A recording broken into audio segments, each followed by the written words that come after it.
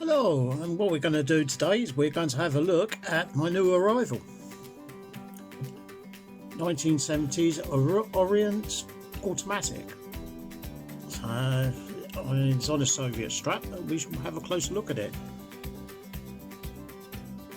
So here we are, there's a closer view of it, like as you can see. Everything works on it. I've put it on a Soviet strap, bracelet rather, because I don't have any spare metal bracelets because they're all on my Vostoks. So we shall take another close look at it, and we shall see what's inside. So a little bit about this. I've got this from India. This was what's it? £12–13, and it was dead on arrival. So I thought, well, this isn't very good. It was very rattly. So I took the back off, as you can see. And the rotor was jammed up in the back. And if you look at it, it's running beautifully. It's got a very nice beat to it. Now the rotor's freed up and it wasn't jammed into the back piece. It's working very well. And if we look at the dial, and it's one of these Indian ones with the glasses where they've like gone round it with a bit of black. I don't know what it is they've done to it, like, you know, right? But the date pusher works. The date wheel turns over at the right time.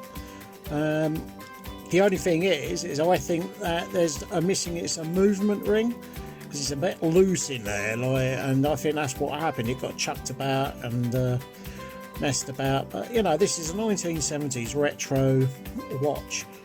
I'm expecting it to have a few problems. I'm not too bothered about that.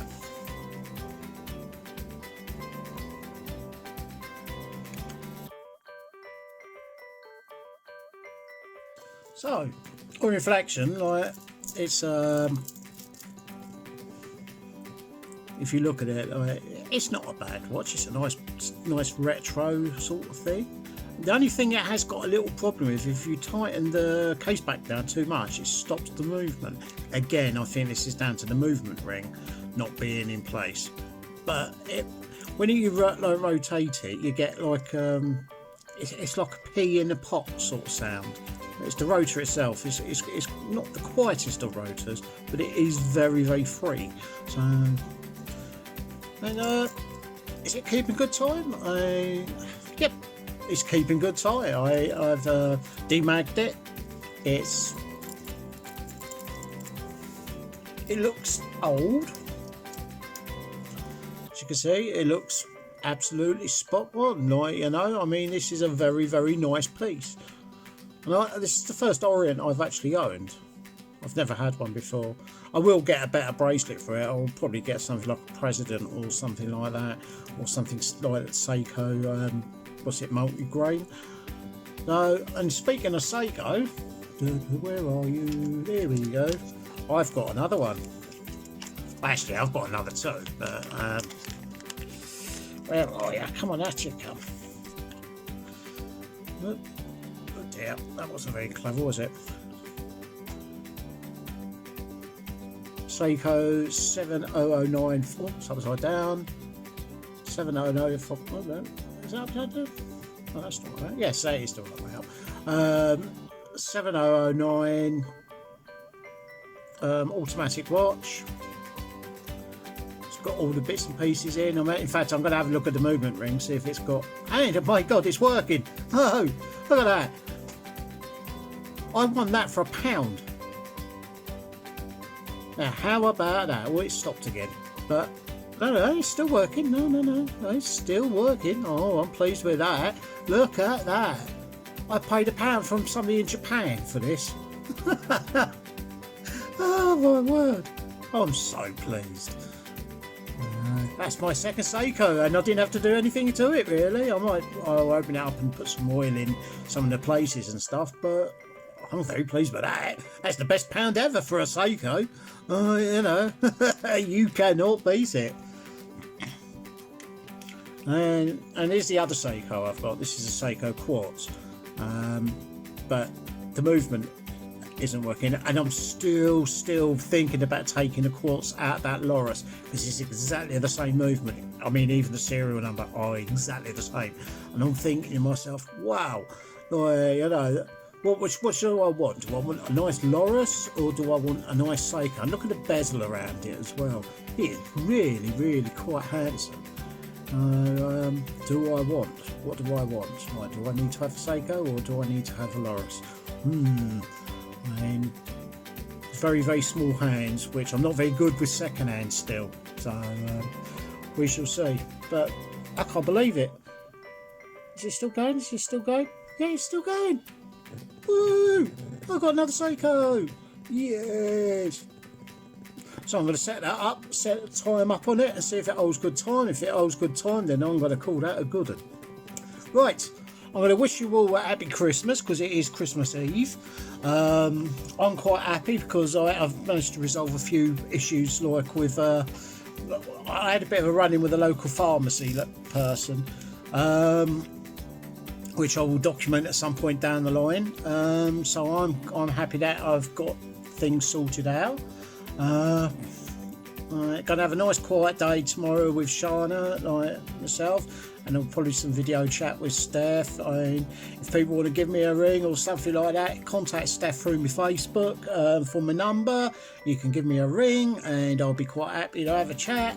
Because, like, well, you know, I'm a Londoner. Like, you know, I like talking. It's one of those things, like, you know, that we're good at, us Londoners. We could talk ourselves in and out of trouble so quickly. I had a lovely drive out today in her line to Shaftesbury. It's beautiful. I mean, she needed a bit of jungle juice, so like, that's not too bad. Like, you know, I put some petrol in it in November, so I mean, Christmas Eve, like, you know, like, and I've been potting around, and I bought myself for my tea tonight some Christmas pulled turkey bubble and squeak from Iceland. I thought I've got to try that, because I love a bit of bubble and squeak. Like, I'm just like that sort of person, you know. Like, my mum used to make the best, like, you know, in my opinion.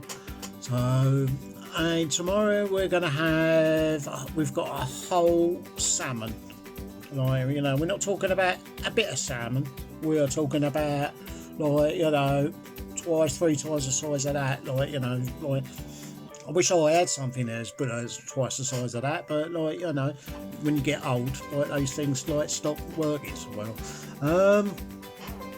So, like, you know, we're going to have that. We're going to have, like, you know, a range of veg, Brussels, and all the rest of it, all the gubbins. Like, I've got a bit of Christmas stollen to follow, because I can't have too much sweet stuff because of my diabetes. Like, we've got some good scotches, and I've got loads of drinks to have, like, and I've got some 1901 Iron Brew, which Steph sent me down at great cost from Scotland, and I'm looking forward to that, and I'm going to probably do a video on that, because I remember what Iron Brew used to taste like, and it used to be so good.